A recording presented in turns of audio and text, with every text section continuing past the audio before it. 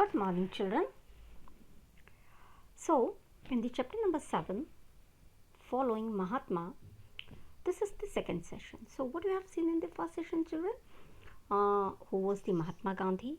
Okay, you have seen the brief introduction about the Mahatma Gandhi. Then you have seen two Satyagraha, that is in Champaran Satyagraha and the Kheda Satyagraha. Okay, now today we will move ahead of the topic. So today we are going to see first of all the Khilafat movement. If we will see the word Khilafat in the general term, then it means to get rebel. But here the word Khilafat doesn't mean rebel. Then what does it mean? And how Gandhiji get into this movement? Okay.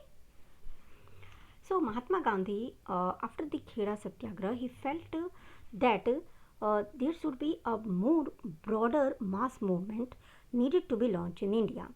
He knew that there was no other way to do this except bringing the Hindus and Muslims closer together. उनको ये पता था कि कोई भी movement बहुत बड़ा affect नहीं क्रिएट कर सकता जब तक हिंदू मुस्लिम दोनों एक प्लेटफॉर्म पे एक साथ आके सॉरी ब्रिटिश एम्पायर के खिलाफ खड़े नहीं होते हैं.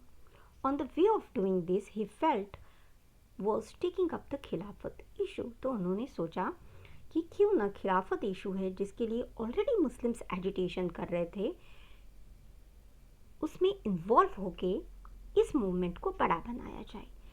Okay, to take the advantage out of it. Now children,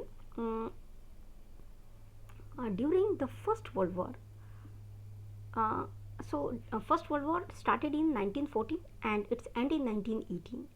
So after the First World War has ended, there was a defeat of the Ottoman Empire. What was the Ottoman Empire? Ottoman Empire was a very large empire which was on the side of the Germany during the First World War, and they were defeated. In Ottoman Empire, you can see was a very big empire of the Islamic ruler. All the Middle East was under them during you can say during the First World War. Okay, and there was also a rumor that the harsh peace treaty was about to imposed on the ruler of the Ottoman Empire. क्योंकि Ottoman empire Britain से first world war हार चुकी थी, इसलिए उनको पता था कि उनके ऊपर बहुत ही रिजिड पीस एग्रीमेंट उनके ऊपर थोप दिया जाएगा. On the Ottoman empire, the खलीफा who happen to be the spiritual head of the Islamic world, और जो ऑटोमन एम्पायर का जो राजा होता था उसको खलीफा कहते थे, because he used to represent the religious head of the Islam. So this Khilafat movement, this Khilafat word came because of that Khalifa. Okay, and that's why the Muslim of all over the world, or the Islamic people of all over the world, was against this harsh treaty of the Britain which they are going to impose on the Ottoman Empire. To defend the Khalifa's temporal power, a Khilafat committee was formed in the Bombay in March 1919.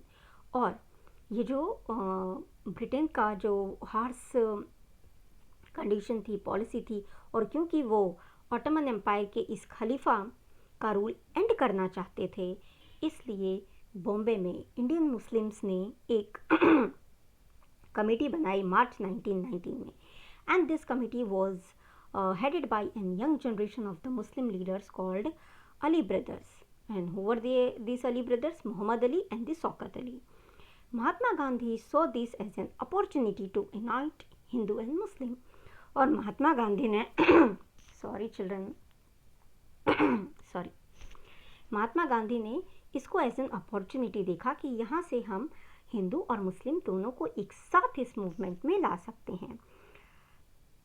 He began discussing with the Ali brothers the possibility of a united action on the Khalifa's issue. और गांधी जी ने इन दोनों brothers के साथ मिलके ये जानने की कोशिश की, ये पॉसिबिलिटी ढूंढने की कोशिश की कि क्या इसमें हिंदू भी साथ रह के इस खलीफा इशू के अगेंस्ट आवाज़ उठा सकते हैं. Gandhi ji saw this as an opportunity to bring Muslims under the umbrella of a unified national movement. और गांधी जी ने सोचा कि इस तरीके से वो मुस्लिम को भी जो नेशनल मूवमेंट चल रहा है ब्रिटिश के अगेंस्ट, उसमें इनको भी इस मूवमेंट के अंदर लेकर आ जाएं. Thus, at the Kolkata session of Congress in September 1920, he convinced the other leaders of the need to start a non-cooperation movement in support of the Swaraj as well as in support of the Khalifa. और सितंबर 1920 में जब कांग्रेस की meeting Kolkata में होती है, तब वो बाकी लीडर्स को इस चीज़ के लिए कन्विंस कर लेते हैं कि खिलाफत मूवमेंट और नॉन कॉपरेशन मूवमेंट दोनों साथ साथ चलेंगे. So, Khilafat movement has been started from 1919 to 1924, and it was a significant Islamic movement which was organized by the Muhammad Ali and Shaukat Ali in India. Okay, remember this. These two brothers had started this movement in India during the British rule. This was an attempt by the Indian Muslim community to unite together in support of the Turkish Empire ruled by the Khalifa Ottoman Sultan, which was attacked by the European powers. और Indian Muslim ने ये क्यों किया था? Because they were in the support of the Turkish. Because Turkish का जो empire था, जिसको लोग खलीफा बुलाते थे, वो was the head of the religious, he was the religious head of the Islam people. Okay, to support this Khalifa, they have started this agitation or the movement. Okay children, और ये किसके खिलाफ था? यूरोपियन पावर्स के खिलाफ था. The Muslim considered the Khalifa as the custodian or the protector of the Islam. They simply could not digest this dethronement to remove from the throne. और क्योंकि ब्रिटेन फर्स्ट वर्ल्ड वॉर में जीत गई थी, इसलिए वो उसको उस सिंहासन पे से या उसको उस थ्रोन पे से हटा देना चाहते थे. Okay, and Muslim can't digest this. Under the leadership of the prominent Muslim leaders like Maulana Abdul Kalam Azad, they launched the Khilafat movement in India in most part of the northern India. What was the main objective of the Khilafat movement? The Khilafat movement, aimed against the British government, received the support of Mahatma Gandhi, who relayed his non-cooperation movement with it. और गांधी जी ने क्या किया था? उन्होंने अपना non cooperation movement इसके साथ मिला दिया था, ताकि ब्रिटिश के खिलाफ अगर ज़्यादा लोग एजिटेट करेंगे, ज़्यादा लोग मूवमेंट चलाएंगे, तो उसका ज़्यादा प्रेशर पड़ेगा ब्रिटिश एडमिनिस्ट्रेशन पे. So what was the main objective? It was to increase the support of the Muslims community into this movement which address the issue of the swaraj. इस वजह से मुस्लिम का खुद का तो जो एजिटेशन था, स्ट्रगल था, मूवमेंट था, वो तो चलेगा ही, बट नॉन कॉपरेशन मूवमेंट को भी ज़्यादा सपोर्ट मिलेगा and we can demand Swaraj. By mid-19, the Khilafat leaders assured full support to the non-violent method of the Gandhi ji. और 1920 आते आते जो खिलाफत की लीडर्स थे, शौकत अली एंड मोहम्मद अली, उन लोगों ने भी नॉन वायलेंट मूवमेंट जो गांधी जी का था उसके फुल सपोर्ट में आ गए थे. And this has established the United front of the Hindus and Muslim against the British government.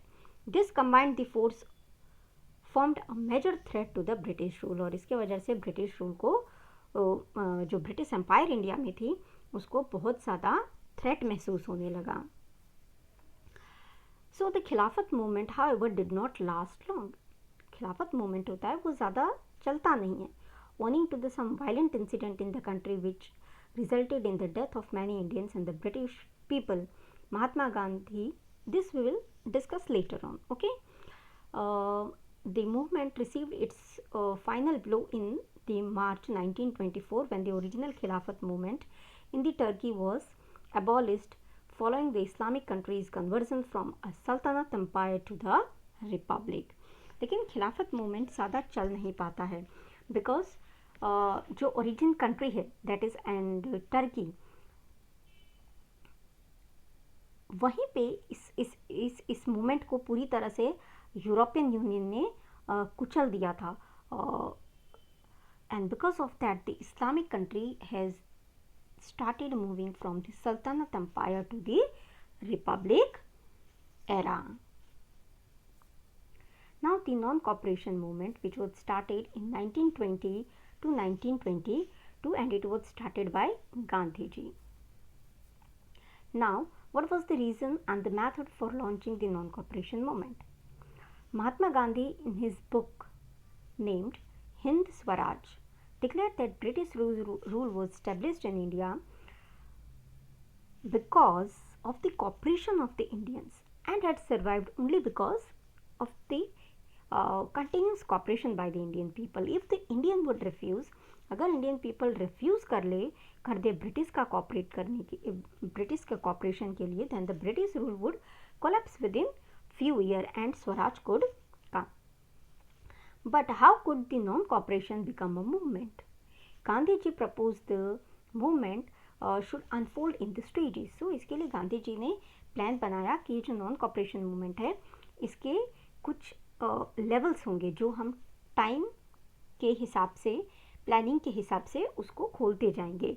It should be begin with the surrender of the government titles and awards that were given by the government. और इसकी शुरुआत हम कैसे करेंगे? Government education centre को boycott करके, जो लोगों को अलग अलग ओहदे दिए हैं उसको बॉयकॉट करके. Then the boycott of the civil services, army, police, courts, legislative council, schools and the foreign goods should be made.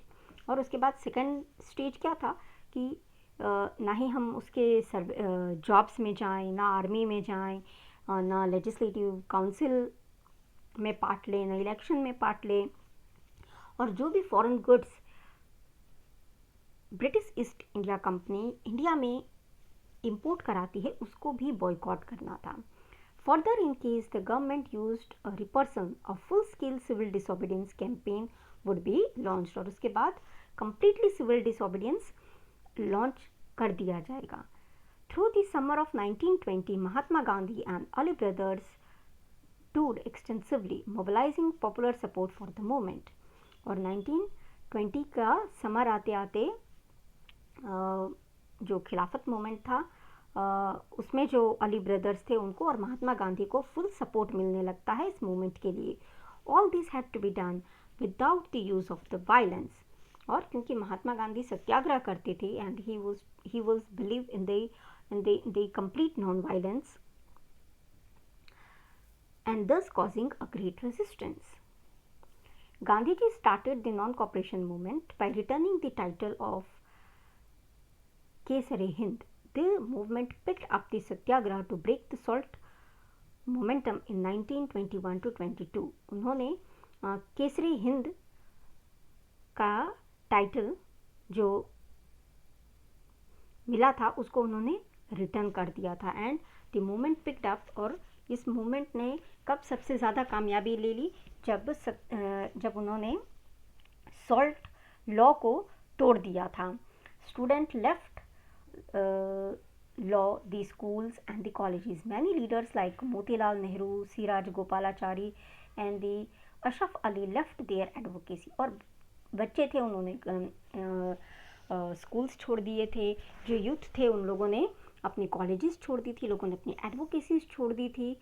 And most of the elected members, जो भी थोड़े बहुत इलेक्टेड मेंबर्स थे उन लोगों ने लेजिस्लेटिव काउंसिल को भी लेफ्ट कर दिया था. And the local self government institution resigned from their post. So there was an agitation at the large number. The foreign goods were also burnt across the nation. The charkha, that is in spinning wheel, started taking its place in every home. और जो foreign cloth से उसकी जगह चरखा ने हर घर में अपनी जगह ले ली. Swadeshi was promoted everywhere. Many national educational institution like Kashi Vidyapeeth, Bihar Vidyapeeth, Jamia Millia Islamia, Gujarat Vidyapeeth etcetera were established. और क्योंकि बहुत से बच्चों ने स्कूल्स कॉलेजेस छोड़ दिए थे इसलिए बहुत सारे नेशनल इंस्टीट्यूशंस उस टाइम पे स्टार्ट किए जाते हैं. Now this movement has become a mass movement which Gandhiji wanted. But then why Gandhiji withdraw this non-cooperation movement. It has, non-cooperation movement has become has got a large public support. But then what happened? Gandhiji withdraw the non-cooperation movement because the movement become violent in some places. क्योंकि movement कुछ जगहों पे violent हो गया था. In February 1922, in Chaura Chauri, that is a place in Uttar Pradesh, people turned violent and set fire to the police station. 22 policemen were killed in this incident. Gandhiji was against the violence. और क्योंकि चौरा चौरी में people violent हो गए थे, उन लोगों ने police station को आग लगा दी. उसमें 22 जो ब्रिटिश ऑफिसर्स थे, they have been killed, they been died. Gandhi ji was against this violence, और गांधी जी इस तरह के वायलेंस के बिल्कुल अगेंस्ट थे. The movement slow down in the urban areas, और मूवमेंट अर्बन एरियाज में थोड़ा स्लो भी हो गया था. That was also a reason. He thought that it was necessary to train the people in a non-violent सत्याग्रह. और उनको ये लगा कि पीपल को पहले सत्याग्रह क्या होता है, नॉन वायलेंस से हम कैसे एडमिनिस्ट्रेशन को मजबूर कर सकते हैं, so that they fulfil our demand, they listen to our demand. Now, after the non-cooperation movement, there was children, due to the failure, or you can say due to the withdrawal of the non-cooperation movement, there are certain organizations built in India. One is the RSS and the another is the Muslim League, and about this we will see in the next chapter, because this both the institution has done a lot of things during the independence and after the independence. So, Simon Commission in 1927. So, after all this movement, there the struggle for the freedom has weakened. In 1927, there was a Simon Commission. The British government sent Simon Commission under the chairmanship of the Sir Simon to investigate the progress of the governance scheme introduced under the government of India. और British government ने Britain से sir Simon को भेजा था to investigate, क्या करने के लिए, टू ये पता करने के लिए कि गवर्नमेंट स्कीम्स के ग्राउंड लेवल पे क्या प्रोग्रेस है, and suggest a new step for the reform, और उसके हिसाब से न्यू स्टेप्स बताए जाएं. This commission had to decide the political future of our country and still did not have any single representative from India. This made the people furious and insulted. और वो किस लिए आ रहे थे India? Simon commission was built because to decide the future of India, लेकिन उसमें Indian एक भी रिप्रेजेंटेटिव नहीं थे. इस कारण से इंडियन पीपल में बहुत गुस्सा भर जाता है. They become very angry and feel themselves insulted. All the political parties decided to boycott the Simon Commission. When the member of the commission reached India, they were welcomed with the black flags and the slogan "Simon go back" as a mark of protest. और जैसे ही Simon commission के जो people होते हैं, committee के लोग होते हैं, वो इंडिया में आते हैं तो लोग उनको एयरपोर्ट पे ही काला झंडा दिखाना, फिर Simon go back as a mark of the protest started against them. Now, the another satyagraha launched by the Gandhiji in 1928, that was the Bardoli Satyagraha. Now, what happened that time? The British government increased the revenue in the Bardoli region by 22%. British government ने बारडोली में 22% tax बढ़ा दिया था. When farmer requested was not attended by the government, they decided to launch a satyagraha. जब farmer ने continuously government agency को request किया that they can't pay this much of the tax, लेकिन government didn't listen to them, तो उन्होंने decide किया कि अब हम भी सत्याग्रह लॉन्च करेंगे. And Vallabh Bhai Patel accepted the, और उन्होंने अपना लीडर किसको चुना? वल्लभ भाई पटेल को. Ravi Shankar Maharaj and the Jagat Ram Dev extended their support to the सत्याग्रह.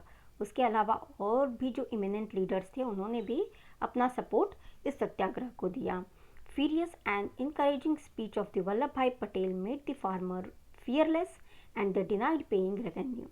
और सरदार वल्लभ भाई पटेल की जो स्पीच थी होती थी वो बहुत ही पावरफुल होती थी. उनकी स्पीच सुन के फार्मर भी निडर हो गए और उन्होंने मना कर दिया कि that they are not going to pay any tax to the British. As a result the British government called Vallabh Bhai Patel to Pune. इस वजह से ब्रिटिश ईस्ट इंडिया कंपनी ने वल्लभ भाई पटेल को पुणे बुलाया.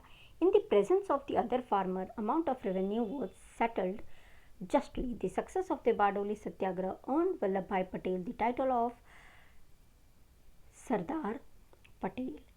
और उनको पुणे बुला के एक टैक्स का अमाउंट ऐसा डिसाइड किया गया जिसको लोग माने और इस वजह से जो बारडोली सत्याग्रह होता है वो सक्सेसफुल हो जाता है. And Vallabh Bhai Patel then after that this Bardoli satyagraha get the title of Sardar, that is a leader. He played a significant role in the negotiation during 1945 to 47 for the freedom of India. इनका रोल बहुत important था जब हमको independence मिलने वाला था and unification of all the states in India. He was among the prominent leader of the freedom struggle from 1918 onward and became the president of Indian National Congress in 1931. वो Indian national Congress के president भी बने थे in 1931. Nehru report in 1928. A conference having the representative of all the political party of India met in Delhi in February 1928. 1928 के फरवरी में जितने भी political parties होती है उन लोगों के रिप्रेजेंटेटिव होते हैं वो दिल्ली में मिलते हैं.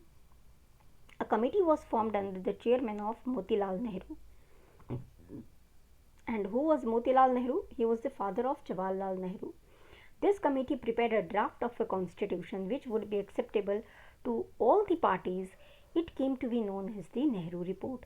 और मोतीलाल नेहरू एक कॉन्स्टिट्यूशन के ड्राफ्ट के साथ आए थे और that was known as the Nehru report. The Muslim league did not accept this. और उस टाइम पे मुस्लिम लीग ने इसको एक्सेप्ट नहीं किया and thus it was rejected by the British government. क्योंकि मुस्लिम लीग ने इसका सपोर्ट नहीं किया इसलिए ब्रिटिश गवर्नमेंट ने भी इसको रिजेक्ट कर दिया. Resolution of the complete freedom in 1929. The time limit given to grant the self-governance to India as per the Nehru report got over. तो जो नेहरू रिपोर्ट थी इंडिया को आज़ादी देने का या सेल्फ गवर्नेंस देने का वो ख़त्म हो चुका था. So this was actually not a complete Swaraj but it was a self governance कि हम हमारा गवर्नेंस खुद करें. Indian national Congress convened a session at Lahore in December 1929 under the presidency of Jawaharlal Nehru. In this conference, a resolution for the Purna Swaraj means the complete freedom or the complete independence was passed and the tricolor flag was unfurled on the bank of river Ravi at the midnight of 31st December 1929 as a mark of the Purna Swaraj. और 1929 में Lahore session में in the month of December Jawaharlal Nehru as a head उन्होंने complete swaraj के लिए resolution pass किया और उसी दिन ट्राई कलर मीन्स आज जिसको हम हमारा तिरंगा कहते हैं वो पहली बार अनफ्लोर होता है. Okay. Member took the oath of a complete freedom on the 26th January 1930. Hence, to commemorate this day, the Indian Constitution was enforced on 26 January 1950. और ये जितने भी लीडर्स थे जो इसमें इंक्लूड थे इस कमेटी में उन सब लोगों ने 26 जनवरी 1930 को ये शपथ लिया था कि वो पूर्ण स्वराज लेके रहेंगे. इसीलिए when India got independence, so after independence on 26 January 1950 को इंडियन कॉन्स्टिट्यूशन को कॉमेमोरेट किया गया officially. Okay children, so that's all for today's session. Okay, I hope you all understand the topic Other than this, even if you have any query, feel free to ask me. Okay, children, good day and goodbye.